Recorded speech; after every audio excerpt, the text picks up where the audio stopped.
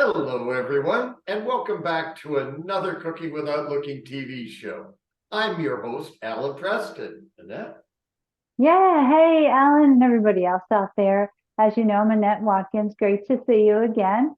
I'm your other host, and I'm also going to be cooking today. They desperately asked me, "You want to cook?" I said, "Well, I make reservations better than cooking, but I'm going to make some vegan sour cream." Alan? Remember, all of us on the Cooking Without Looking TV show are either blind, visually impaired, or seriously low vision. So let's meet our guest chef, Rosalyn Kennedy. Welcome, Rosalyn. Hi, thank you for having me, Alan. How are you? I'm doing just fine. Rosalyn, That's please tell us a little bit about yourself and your experience with blindness. okay.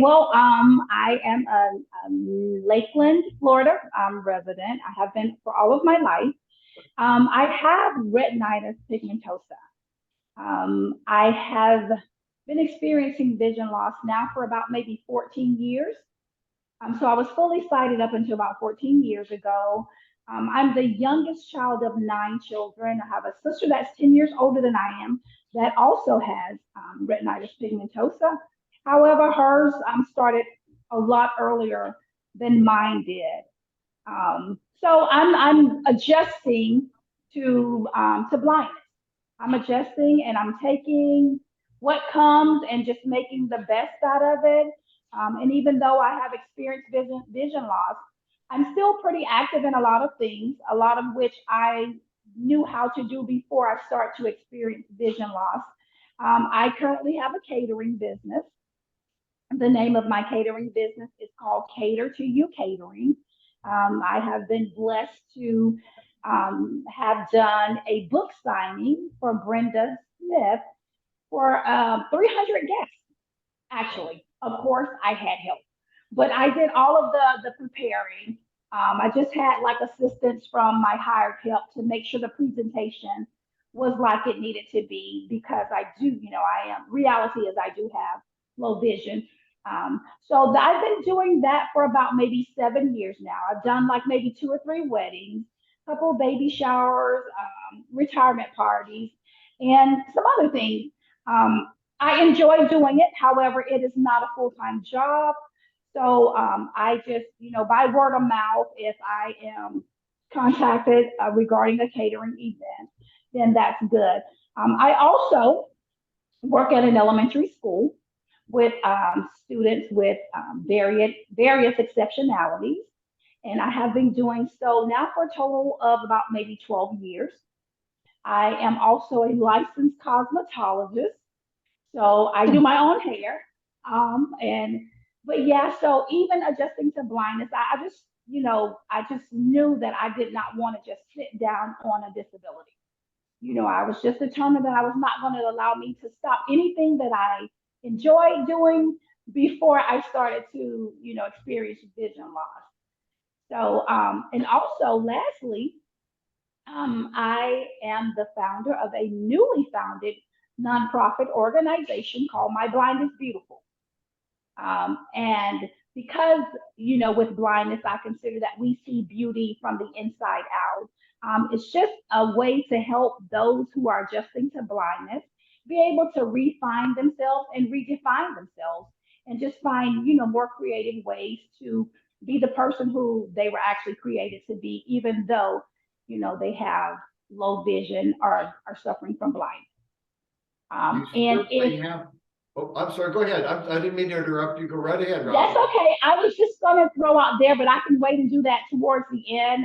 Contact information for either of the organizations or the catering business. But go ahead, Well, Alan. we will make sure that gets out before the end. Thank you. Rosalyn, that really sounds amazing. You seem to have the right attitude toward making all of this work. Um, well, Rosalyn, your recipe sounds kind of amazing from what I saw. Can you Mhm. show us how it's done? Yes, actually, I can. So I'm going to start at the top because the preparation process is very lengthy. as well as the baking process. So what I did was I prepared some of the items starting about maybe an hour and a half before we actually became live. So the first step to preparing this Philly steak lasagna is to boil the lasagna noodles. I usually start on high with a pinch of salt and a little oil to keep them from sticking together. And once they were done and tender, I rinsed them thoroughly in cold water. And that removes all of the excess starch from the pasta. After that, I have the steak fajita, which was already pre-cut. And I used a tabletop assisted small appliance because when I'm preparing smaller amounts, it's easier for me to be able to organize and maneuver with this. So what I did was with the steak, I put a tap of olive oil in the bottom, a little garlic, and I placed the steak evenly throughout the bottom and allow that to kind of like stir fry and cook for, probably about like 40 minutes. I found that the longer, I'm sorry? Could I ask you what kind of steak you're using? Actually, I'm a ribeye girl. So it's a ribeye steak meat. Your choice of steak, good choice too. Yes, I love ribeye. And so I like for it to cook on low and slow. Simply because I found that the slower it cooks and the lower the temperature, it's more tender to the bite once the dish is actually complete. And so also because I don't like it to be steaming hot when I get ready to start layering the lasagna.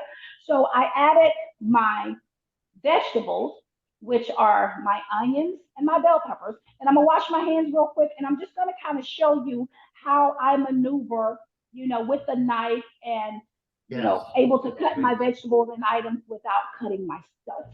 Please One do. second, let me wash up. I'm very glad to hear that you are fastidious about keeping clean hands. And Yes. I'm looking forward to your demonstration of cutting. And because I work at a school, I do a lot of forearm and elbow stuff, because I don't like for my hands to touch after I've cleaned them. And I use paper towels as I was explaining earlier to Renee, because after the dish towel, it's touched so many other things. So I'm going to take my knife, and what I like to do is I like to make sure that I have the sharp side down. So what I do is gently rub the side. In case I'm rubbing the sharp side, I want to rub the side of it so that I'm not sliding the sharp part across my hand. So I rub the side. Yes, very good tip. So what I'm going to do first is, even though I've already added the vegetables to my steak, I saved a piece of the onion that I use. And this is how I'm able to kind of measure where I'm cutting, how wide I'm cutting, and to make sure I'm doing it as safe as possible. Okay, so what I usually do is I place the knife next to the edge of whatever I'm cutting, and then I use my pointer finger and I slide it back just a little bit as I slide the knife against my finger, which lets me know that's what I'm cutting and that's the width. And then I just repeat that step. This eliminates me from cutting too close to my finger and actually cutting my finger. So as you can see, I'm actually sliding. As I'm sliding it away from the knife, I'm actually sliding it back to the onion. And as I'm sliding it back to the onion, I'm raising it up against the point of my nail, which lets me know that it's on the onion and not my actual nail or finger. And I'm cutting. Yeah.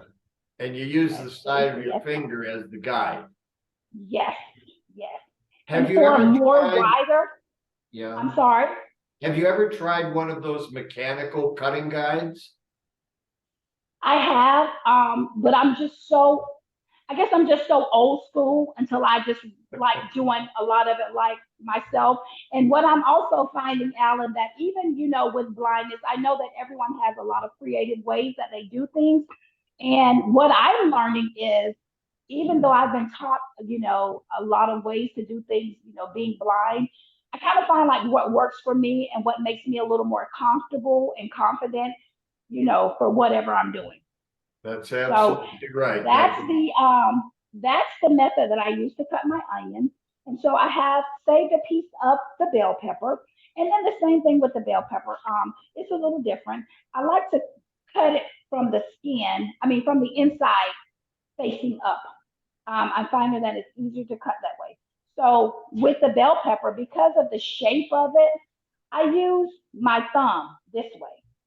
And I lay my thumb against the side of the knife, which lets me know that I'm cutting. And again, I slide it back to the edge of the bell pepper and I raise it up next to my thumb and I cut and I slide it back. Mhm.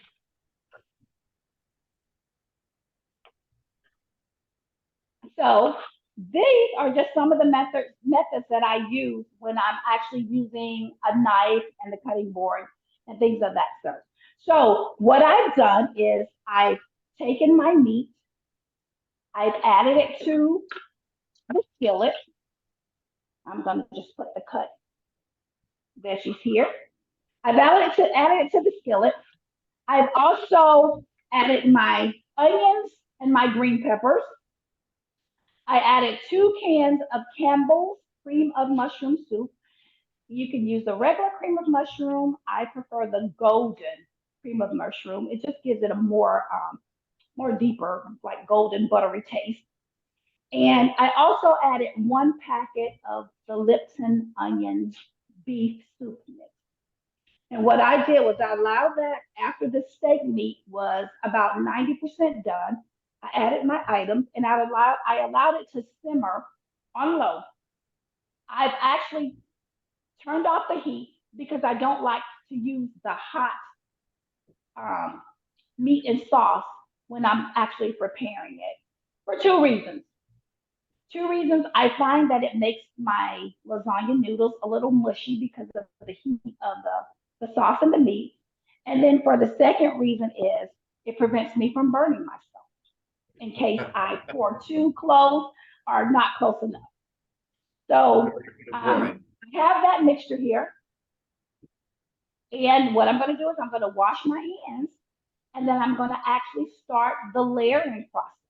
This recipe is a very simple recipe. If you make lasagna, it's almost the same thing. You're just using a different meat and you're using a different sauce. So I'm going to remove this cutting board here, and then I'm going to wash my hands, and then I'm going to start the actual layering process.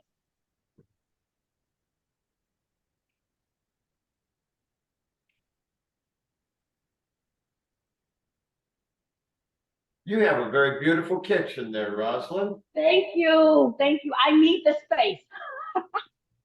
I need the space is really good. I like because I have a lot of counter space, and then I have the island here, which helps me. And real quickly, I'm going to just explain why I have this. This is just your regular from the dollar store white plastic tablecloth.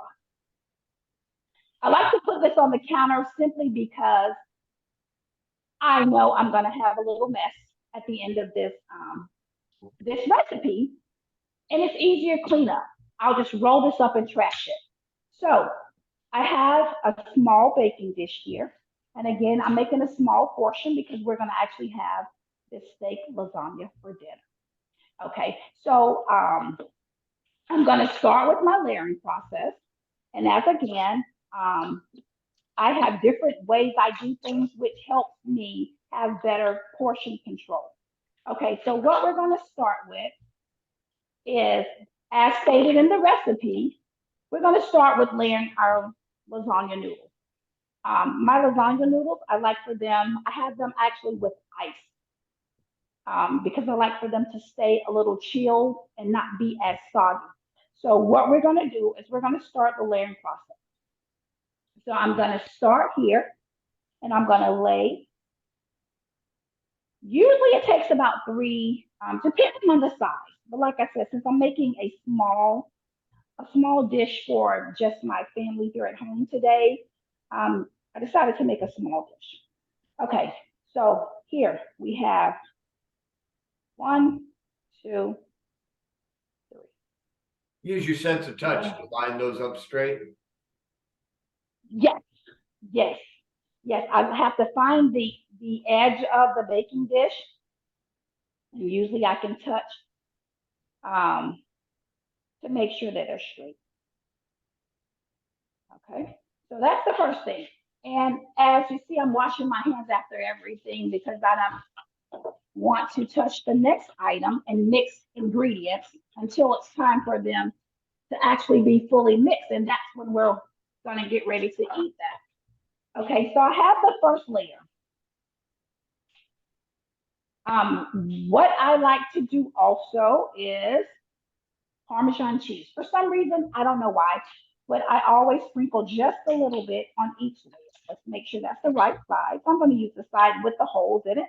And then how I know where I'm shaking this is I place my hand to the right side of the dish and I kind of follow, and then I come to the left and I follow. So just depending on how large the dish is, that's how I know where I'm going to follow. Okay, so now what I'm going to do is I'm going to take the cord from here and let that drop, and I'm going to actually take my pot here and I'm going to sit it next to me. And this is another reason why I like for it to actually the steak and the sauce to actually cook and simmer, is because it's still warm, but it's not too hot to the touch that it could actually burn me and cause harm. Okay, so I'm going to take this. So the next step requires me to start my layering process. I know people may say, oh, that's a serving or dipping spoon. You are exactly right. For this blind girl here, it works for me to have better portion control. Okay, so I'm gonna move my baking dish as close to my pot as I can.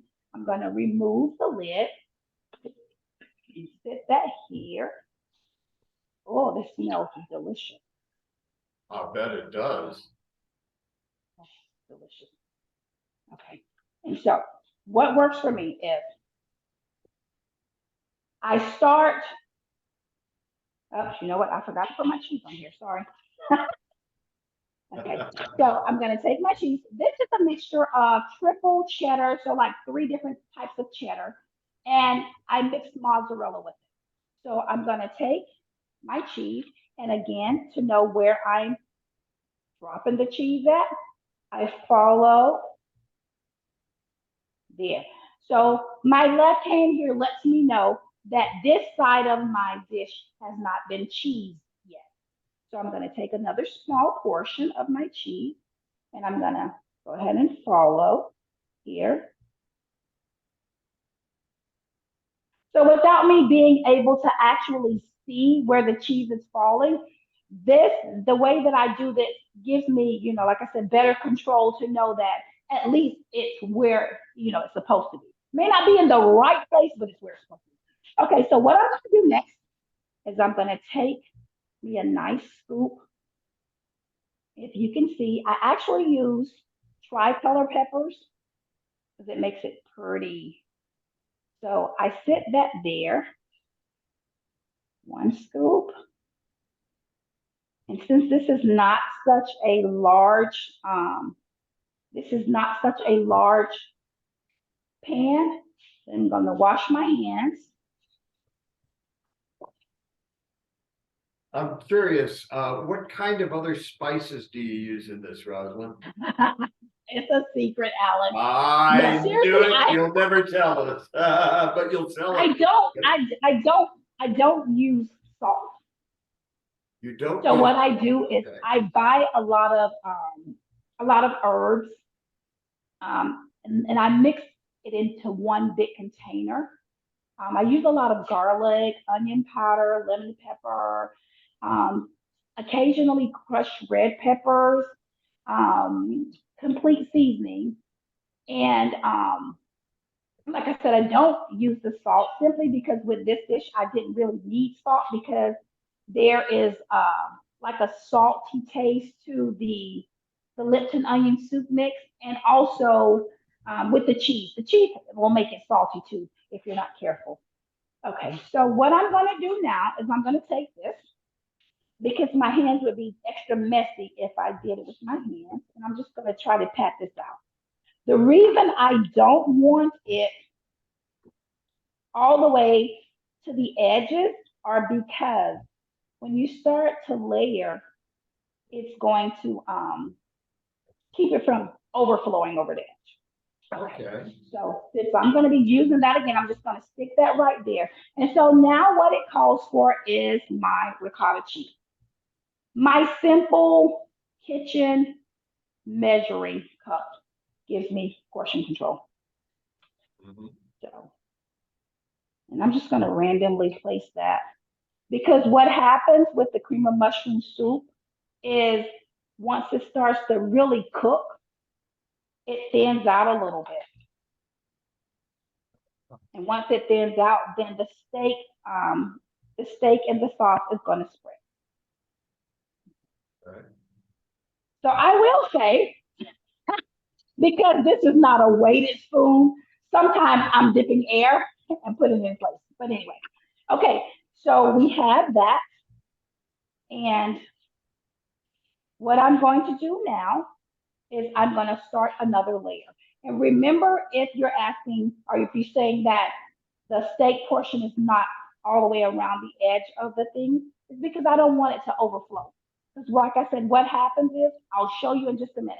So what I'm going to do now is I'm going to start again with the layering process. And I'm going to start here because this is the edge of my dish.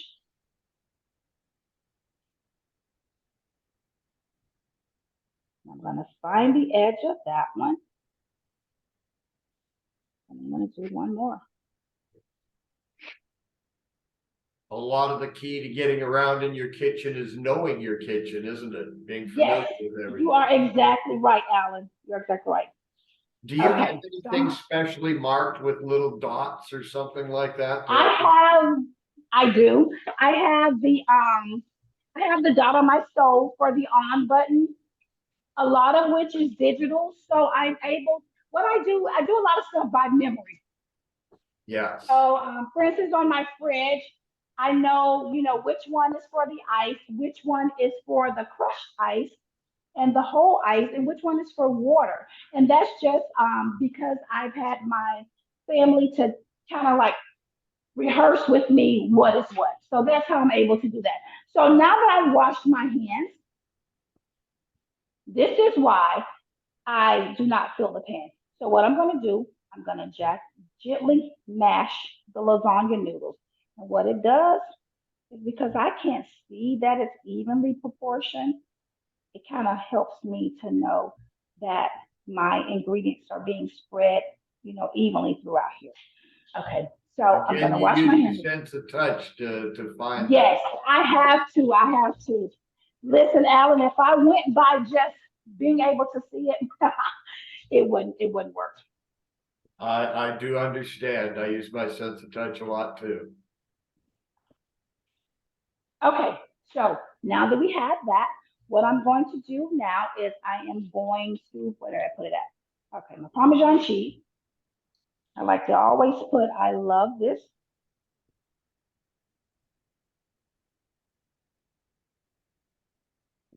That, and then I'm gonna start with my second layering process, which is cheese. I'm gonna take some of the shredded cheese and I'm gonna start in the corner here. And like I said, I'm just gonna follow my hand, because if I'm following, and in school with the students, we call it tracking. And what they do is they put their finger at the word before they start to read. And as they read a word, they move down the sentence, which lets them know where they stopped at. So that's what helps me. So I know here that I'm in the middle part of my dish, and I know that I'm stopping there. So then I'm going to come around because this is the last layer of my dish. Right. There we go. Okay, Nice. so there we go with that. So what I'm going to do is I'm going to take, oh, yes, this smells so good. Take this. I'm going to try to get this as in the center as I can, because like I said, I want it to be able to, As it heats, it thins out and it spreads out on its own a bit, right? yes, yes, Yeah. yes. Now, Because Rosalyn, one I of the actually, things I like to do is I like to work over the top of a tray, especially when I'm working with something like grated cheese or something. uh-huh. Oh, okay. That way it makes it a little easy. You pick up the tray and you shuffle it down to one end and you put it back on again, assuming your tray is clean. Right. Okay, so let me take this and let me just kind of mash it down just a little bit. Because this is going to be, like I said, this is not a real deep dish, because I didn't want to make too much, because this will probably last us for 2 servings. Okay, so now that I have that, what comes next is my ricotta cheese. And again, I use the smallest part of the measuring cup, and I just randomly place a scoop.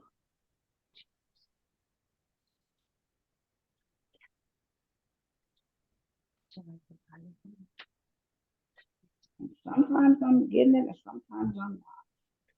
How big is that pan that you're using? I don't know the actual size, Alan.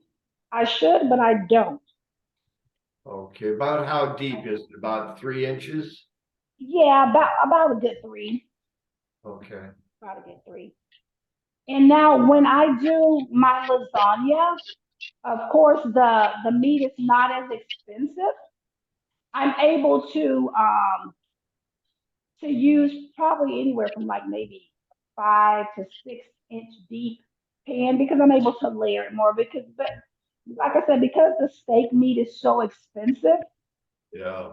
yeah, you kind of have to improvise a little bit. Okay, so now what I'm going to do is I'm gonna lay my portion.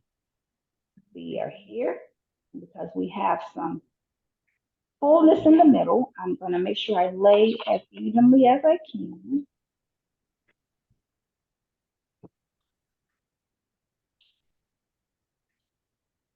And it's kind of like a mountain. And I'm gonna wash my hands before I lay the last piece, so that I can actually preheat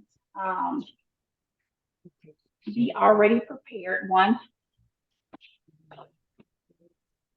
You wash your hands a lot like I do too. I can't work with gloves on for some reason. It just doesn't work. Neither can I. They just don't do it. I'll have to get that But later. my only issue with washing my hands a lot is that I tend to get dry skin a lot. Do you have that problem too? You know what I found that works for me? Jergens has a lotion for dry skin, and that helps me. Being that I was a hairstylist for like 18 years full time, my hands were always in water. Even with me cooking and catering, my hands are always in water. So I just make sure that I keep them, very oiled, and that usually helps with me. Okay, so this is my last one, and we're full here. And since I just washed my hands, what I'm going to do is I'm going to gently press and kind of find evenness. For now, mind you that, as Alan stated, the sauce thins out as it cooks. So what this is going to do, it's going to even out itself. Okay, and I just want to make sure everything is covered. And again, I'm using my sense of feeling, because that's what helps me being a blind person. My hands are like my eyes right now. Yes. Okay. And again, even though it looks uneven, as the sauce thins, it's going to spread outwards, and it's going to even out itself. So, as I stated, this is a very, very, very simple.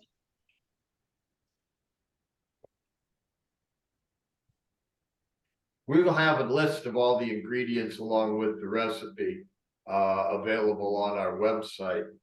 And I'll give that information out later. And you'll also have information about your catering business too. Yes, thank you. Is this one of the things you would make for your catering service? No one has ever ordered this simply because it would be very expensive. So I'm thinking, Well, no. I had one order for just a family night. So it was just a mom, dad, and I think a couple of kids. And it was probably like a size about, maybe a dish about this size. So it's put together. Simple as that. The longest process for me is the meat and the sauce. And again, like I said, that was prepared a little ahead of time because I only deal with hot food when I have to. But being that the cooking process is actually going to take place in the oven, the temperature of this now doesn't make a difference. So it's all put together. And so what I'm going to do is I have one, and I'm very, very particular about this as well. just what I was going to ask, if you had one already prepared for us that we could see. Yes, I do. And so, because I'm big on presentation, and again, I have to use my hands as my eyes, I always just like to go around the edge. So if there's any excess cheese, excess sauce, excess ricotta, any of that, it's going to be removed from the sides here. You know, I don't like mess generally, so I try to, make it as clean as possible. And so that's it. This you is preheat your oven to what? 350. 350. Okay. Yes, and this is actually going to bake for about 45 to 50 minutes. Okay. So I have a small one, and then what I do is I'm going to actually cheese it. Again, here's my Parmesan cheese, only because I like Parmesan cheese, and it just gives a little extra taste to it. Okay, so this is the Philly steak lasagna. I'm going to let this cook for 45 to 50 minutes. And then after that, I'm going to take it out, and I'm going to coat the top with my same mixture of the triple cheddar cheese and mozzarella cheese, uncovered for the last about 3 to 5 minutes, and voila, it's done. And let So it what I'm melt going to over do, the top. Yes. yes. So what I'm going to do is, if you don't cover, it's going to make the noodles hard and crunchy. I hate hard and crunchy noodles. So I'm going to cook covered for the 45 to 50 minutes.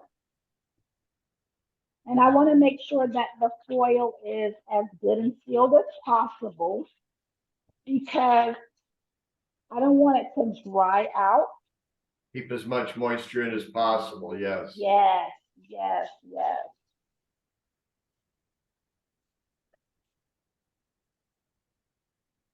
Hold it tightly around the edges. And I'm going to actually sit this aside because this is dinner and I don't want to do it too early. And I'm going to get something to actually take this out here. You could prepare this earlier in the day, put it in the refrigerator, and then just stick it in the oven in the afternoon, right? Exactly. What a wonderful idea. I made a smaller pan, and this is how it looks after it's done with the cheese and everything melted on top. I'll bet that does look good. I bet it really smells good when you're baking it too. Yes, it smells delicious. Oh, I bet it does. So that is my steak lasagna, Philly steak lasagna. You can try, I've done a seafood lasagna, just change the sauce. I use the cream of shrimp and all types of seafood. Same step, same other ingredients, just changing out the meat and the sauce. A little bit of So a seafood taste to it. Yes, that sounds yes. great. So I hope everyone enjoyed. Please, please try this at home. It's delicious. It's absolutely delicious, especially if you're a steak lover. It's delicious. Thank you So I hope so everyone much. enjoyed. Great job. Thank you so Thank much, you. Thank Rosalyn, you. for Thank sharing your recipe. And how do people contact you? If you would like to contact me for any type of catering, you can do so at Kennedy Cater to You. That's KENNEDY the number two and the letter U at AOL.com. By phone 863-808-9432. If you have anyone in this area who, if they're interested in just talking to someone to help them as it relates to their educational goals, if they're dealing with a lack of self-confidence, insecurity, anything like that, they can reach me at www.myblindisbeautiful.com. The email address is myblindisbeautiful.vision@gmail.com. And the phone number for My Blind is Beautiful is 863-944-2007. Please check us out. And like I said, we are doing big and great things in the blind community. We are, trying to promote more inclusiveness and equivalence for blind people because we have abilities that go unnoticed. And only because a lot of times we are not given the chance to prove, our creativeness. So thank you so much for having me on the show. I feel comfortable and right at home because there's so many people out there that understand how my day-to-day life is being an individual who is legally blind. So thank you, Alan, Renee, and Annette for having me. Thank you so much, Rosalyn. Yeah. And people will be able to reach you. Your contact information will be available through our website, I'm sure. Okay. Now we turn our show over to our co-host, my co-host, Annette Watkins. Annette, what is it that you're preparing for us today? Oh, okay. Alan, thank you for introducing me. First of all, though, I'd just like to say something about Rosalyn. I was so impressed with your cooking skills. I would not hesitate for a minute to book you as a caterer. Look how many times you washed your hands. My goodness. I think Yes. cleanliness was one of the big themes that stuck out to me. Also, the fact that you mentioned about presentation was very important, and the tricolor peppers. Your recipe just jumps off the page, the way you're making it, and your confidence and your ability to do all that. If you don't mind, before I start, I just wanted to ask you, you have this catering business, which is impressive. We had a host on our show before, and she used to make cheesecakes, and she was totally blind. And so I'm so impressed with that. Do your clients know that you have a vision impairment, or do you tell them before they hire you, or how do you market your business? Is it word of mouth? Well, because my personal pages are connected to my organization page. It's public. It's public information. Everybody that know me, I don't do a lot of marketing or advertising for the catering business. Strictly word of mouth. Word of mouth. And yes, they do know that I'm visually impaired because I, of course, have to be assisted with maneuvering if I'm catering in an outside kitchen or anything like that. So they do know that I'm visually impaired, but the taste of my food will just relinquish any doubt or uncertainties that a person may have having a blind person to actually cook for them. So I love it. Yes. I love it. That's wonderful. I wish I was up in Lakewood. I would hire you in a minute. Thank you I love so much. I love it. Thank you so much, Annette. Thank you. Yeah, my recipe, pales in relation to yours for sure. I haven't been using my oven lately too much because my AC, I'm in Florida, AC hasn't been working too well, and I don't want to turn that on. But the reason I picked this recipe this time is kind of twofold. One is I made this for the Super Bowl, right? Everybody likes chips and dip and celery and dip and all that good stuff. So it went over really well for the Super Bowl. Nobody knew that it was vegan. I am about 95% vegan, but I would drop that to eat your lasagna for sure. So I'm making vegan. Yeah, you like that. That's true. It's not a religion to me. It's just something I took up because I had really bad skin issues. And when I got rid of the dairy in my life, it cleared up my skin right away within a couple weeks. So I have to stick with the non-dairy. There's so many choices out there now, but you know what? Making this is so simple and easy. I wanted to share it with you. Alrighty, so, for Valentine's Day, I didn't make this, but I was tempted to make it and put it on like a baked potato, but my loved ones took me out, so that's even better. So let's get started. First of all, when you do anything vegan, like any kind of dip, you're going to use cashews for the most part. The reason you use cashews is because they're soft and pliable and make it nice and creamy and all that. So we're going to start with 2 cups of cashews. These cashews are raw, and I soaked them overnight in a jar with some purified water. And you can't really see the texture, but when you put 2 cups of cashews and you put them in water, the next day it just swells up to, looks like a lot more than 2 cups with the cashews swell up. So I don't know if you could see this. Renee, is it in the frame? Yes, I can see you are, yes. It is perfect. Okay, so I got 2 cups of cashews. All you need for this recipe is a Vitamix, a drainer, because once you soak the nuts overnight, you're going to rinse them, put them in a strainer, take the water out. Then you're going to place the cashews. I'm doing all this by description because a lot of people out there are blind. And so I have to explain what exactly I'm doing, which I wish they would do that more on TV as well. But okay, so we put the cashews in the Vitamix. That's the first ingredient, closer to the blade. So it's really gonna chop them up nice. I got a question for you about your cashews. I bet you do. Did you say raw cashews? Yeah, there's raw. You could use roasted with salt, but I try not to use much salt. I'm going to use a little bit in this, but yeah, they sell raw, they sell roasted. I like the raw because I think they're more nutritious. So I got them in the Vitamix now. It's filling up probably a quarter of the container. Love the Vitamix, y'all. If you can afford to get one, it's worth it. It really grinds it up to a smooth texture. This is the key to this recipe, is that it's very smooth. And I just spilled water on the recipe, but that's okay. I'm going to shake it out. I don't know if you can see my print here. It's nice and big.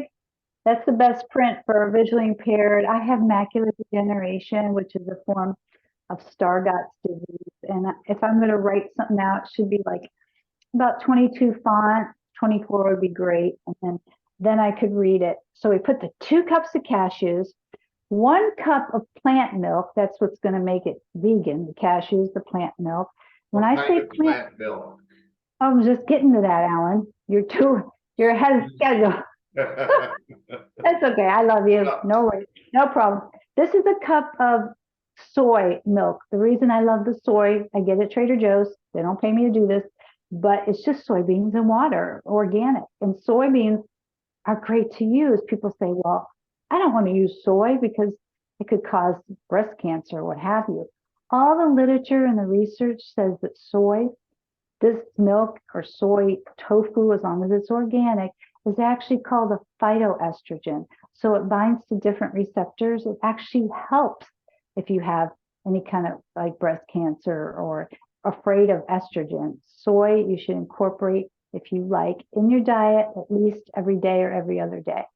So again, this is a cup of soy milk, organic. I'll pour that in over my cashews in the Vitamix. Next is 6 tablespoons of lemon juice.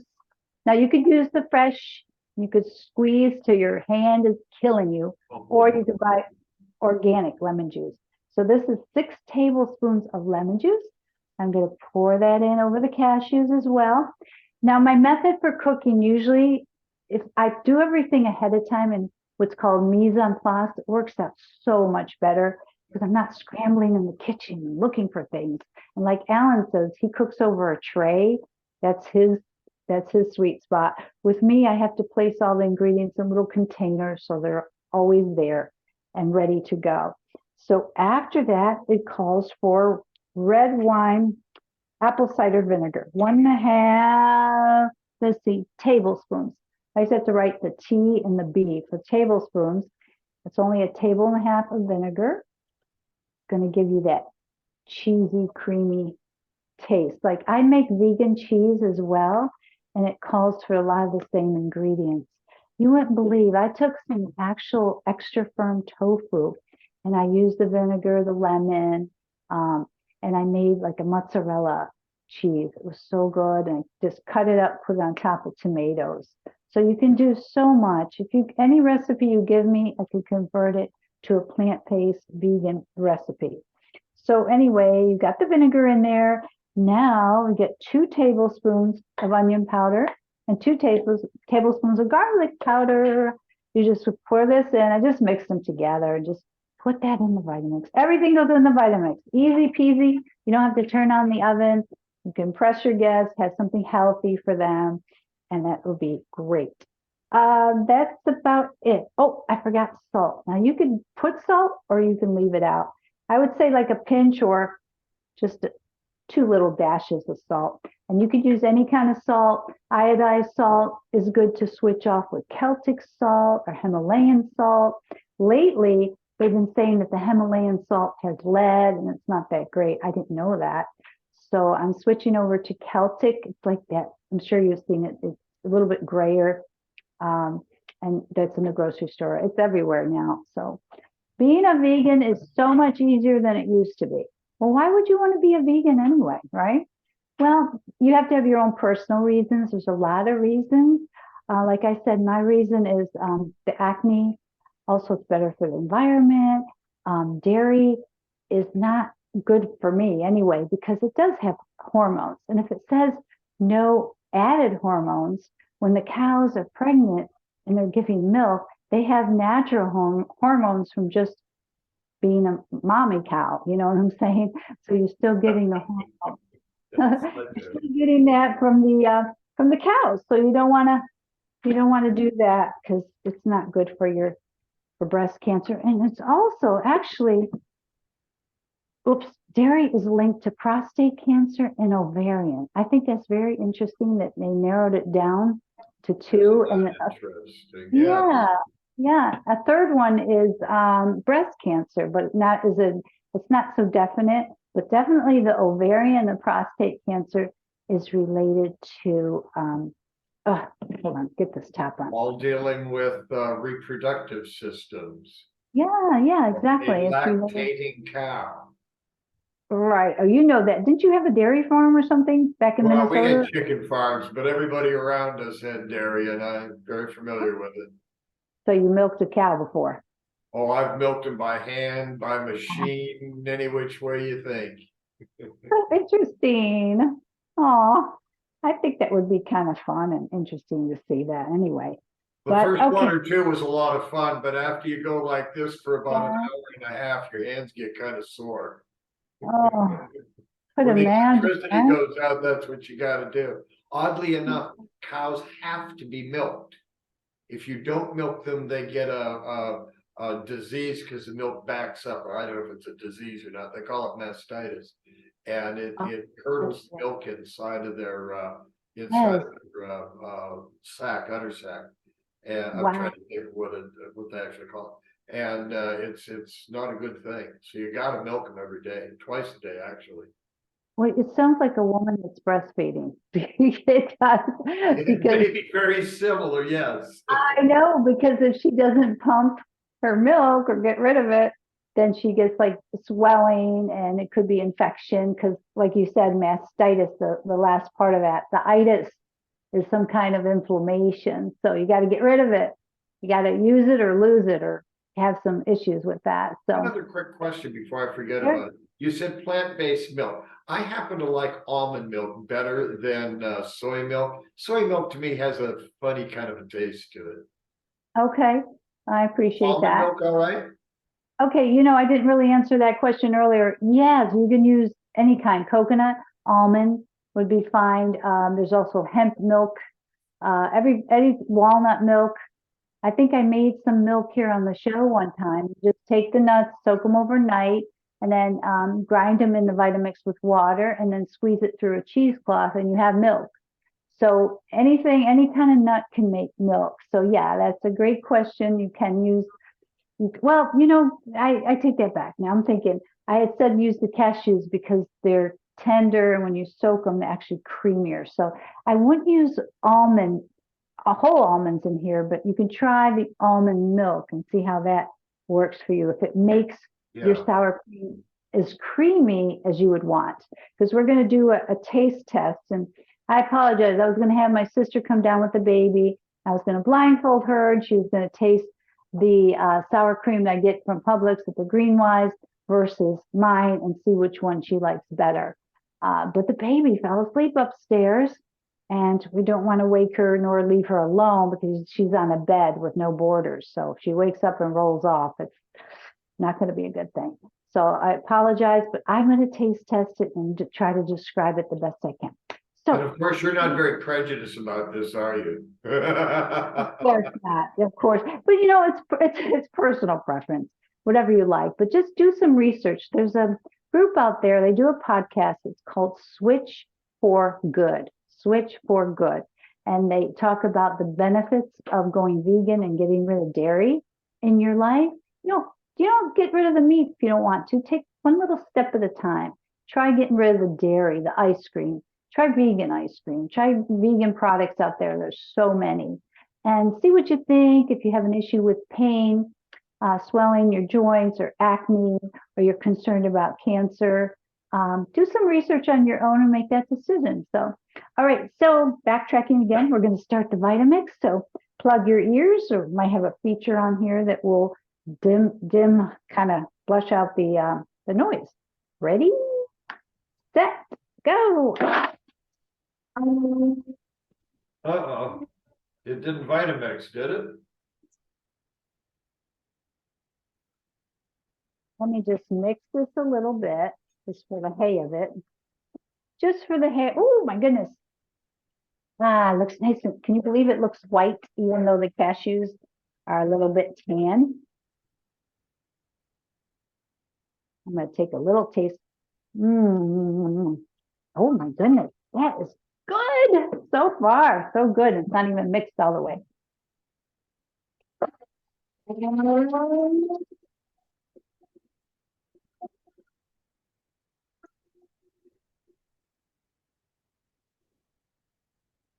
You must have that on mute or something, or you have a great muffler on that Vitamix. I don't hear a thing right now. We got the whole show on mute, right? Let me try it and make sure that all the cashews are creamy and smooth. Oh, I wish you could see this. It's like so white. It looks just like sour cream. So excited. Let me try a little bit more. Is it about the same consistency as sour cream? Alan, it is. Yeah. I'm even surprised because I haven't made this in a while, but as I said, I made it for Super Bowl. Yeah. And this is the second time in a week. And it's like thick and creamy good. It's got layers of delicious flavors. Okay, let me just do it a little bit more. Hold your ears.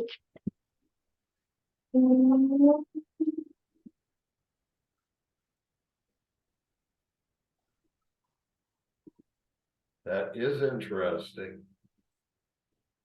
I think that will do it. Now, if you didn't have a Vitamix, it would be tough because you really have to grind those cashews. You can't do this in a regular blender, right? I haven't tried it. I mean, I swear by the Vitamix. I trust it. You know, when they say you could take a sweet potato raw, put it in there and make soup, it's got to be a good, very powerful, right? Yeah. Oh, goodness. Can you see that at all? Let me see. Let me put this up for those that are visually. I don't know if you could see that. Tell me if you could see that, Renee, or somebody who's partially I sighted. can see it, and you're perfectly centered in screen. It looks Okay. delicious. Delicious. Thank you. Okay. Delicious. Wait. All right. We're going to set this aside. I'm going to pack it later in a glass container because this will last about, I give it a good 4 or 5 days. I would make this when you have company coming over, so it's nice and fresh. Okay. So I have 2 in here. I have the one on my left, which is the Greenwise Publix, and I have the one on the right, vegan, made with cashews and just a few ingredients like you saw. So let's see, taste it. Ready? Mmm.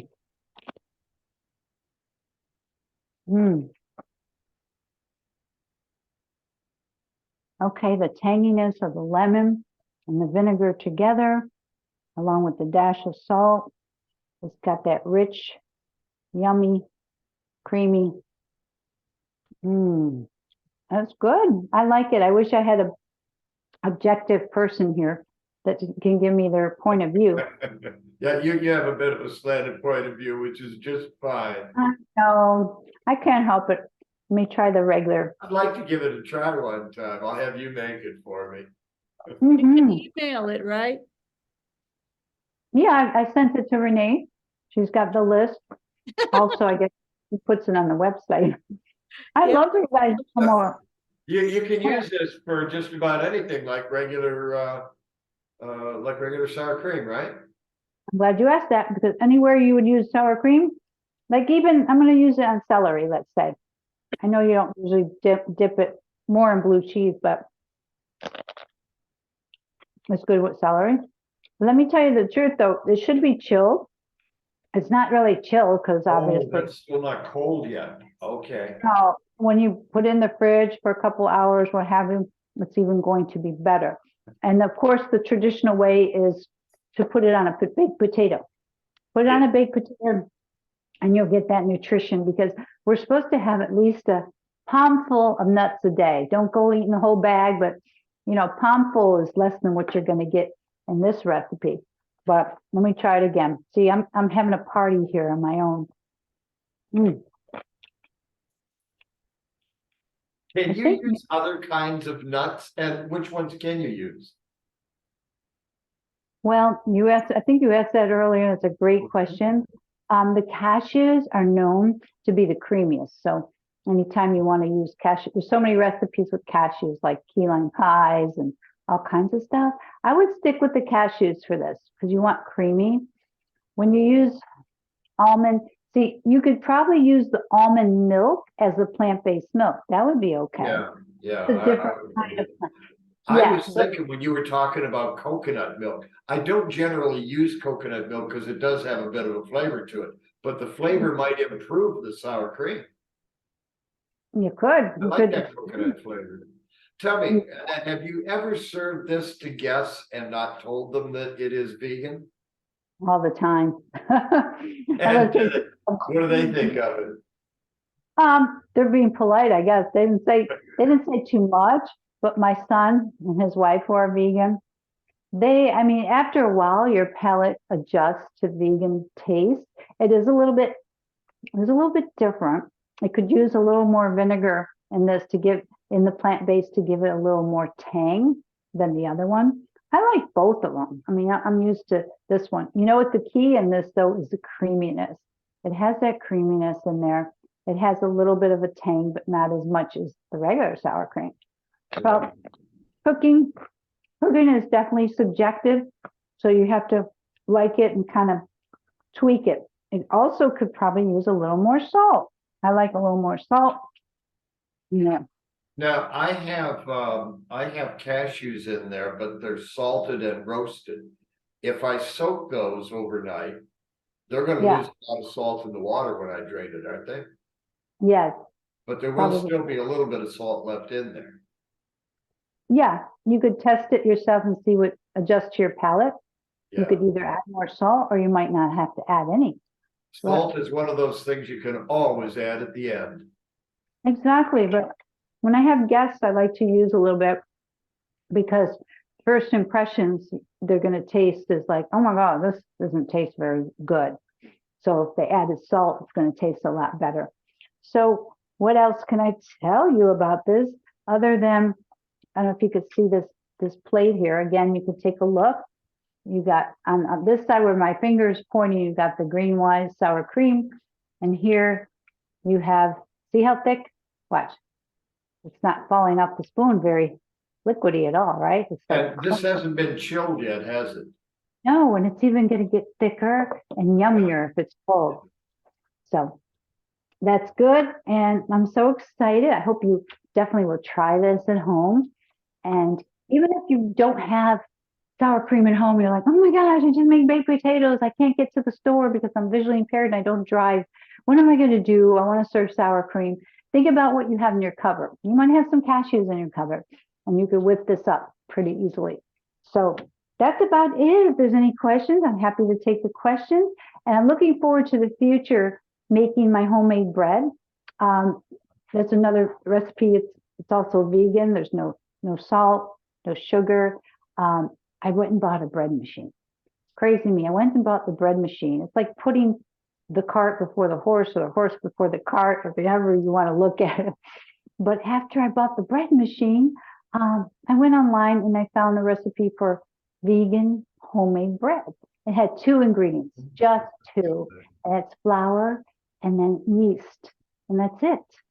And it was delicious. And I like to make that on the show sometime for you guys. I love you guys. Thank you for spending time with me and enjoy.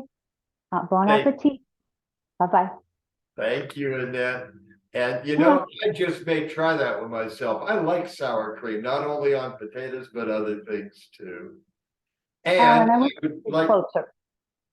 oh, don't tempt me. And I'd like to say thank you to Rosalyn Kennedy, and a thank you to all of you who joined us today on the Cooking Without Looking TV show, the winter edition for 2024. If you like today's recipes, as well as past recipes, please go to our website at www.cookingwithoutlookingtv.wordpress.com. Annette? Yeah, thanks, Ellen. And also, if you want to rewatch this show or any other shows, just go to our YouTube channel, Cooking Without Looking, on your phone or your laptop or your desktop. Okay, and you could watch those shows there. Excuse me, Alan. And if you teach people who are blind or partially sighted, please feel free to use any of our shows for your students. There is no charge. Many teachers around our United States and more than 70 different countries around the world now use our Cooking Without Looking TV show to teach their students. Annette? Yep, that's a great way to teach them. Also, you could teach them through just Audible, which would be our podcast. Go wherever you get your favorite podcast and listen to our Cooking Without Looking podcast. It is amazing. You think you were inspired by Rosalyn. She was awesome today.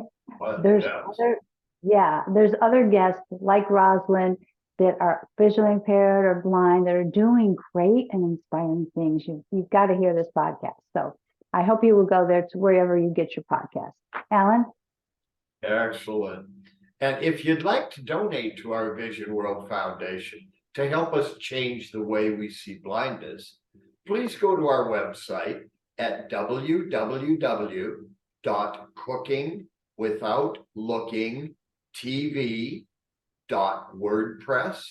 www.cookingwithoutlookingtv.wordpress.com and click on the link at the top of the page. Or for more information, please call area code 305-200-9104.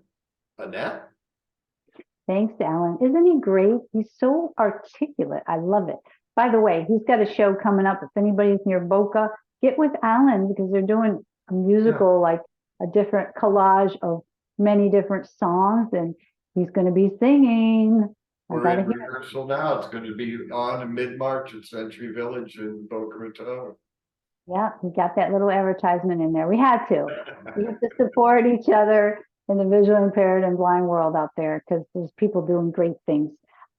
Lastly, I just want to tell you that the next show is going to be in March. I'm not sure if we have the date yet, but we will be broadcasting that and letting you know. So on behalf of myself and Alan and Renee and everybody else who has been helpful in creating this Cooking Without Looking show, we'll see you next time. Bye for now.